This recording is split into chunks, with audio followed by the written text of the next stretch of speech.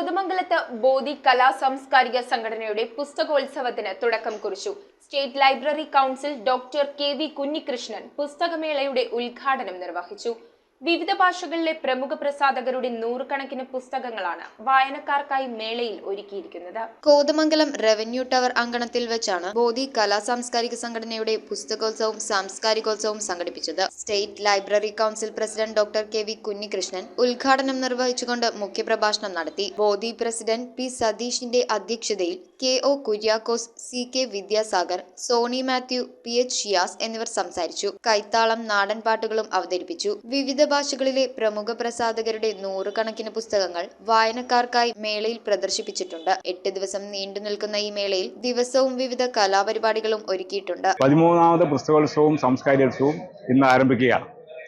കഴിഞ്ഞ 12 വർഷമായി കോതമംഗലത്തെ പുസ്തകപ്രേമികളെ അറിവിന്റെയും അനുഭൂതിയുടെയും ലോകത്തേക്ക് ആനയിക്കുന്ന ഈ പരിപാടിക്ക് കഴിഞ്ഞ 12 വർഷവും ആവേശകരമായ പിന്തുണയാണ് ഈ പ്രദേശത്തെ സാംസ്കാരിക പ്രവർത്തനം നടത്തുന്നതും അതുപോലെ തന്നെ സാമൂഹിക രാഷ്ട്രീയ പ്രസ്ഥാനങ്ങളും ഞങ്ങൾക്ക് ലഭിച്ചിട്ടുള്ളത്. അതുകൊണ്ട് തന്നെ 13ാമത് പുസ്തകോത്സവവും വമ്പിച്ച വിജയമാക്കാനുള്ള ശ്രമത്തിലാണ്.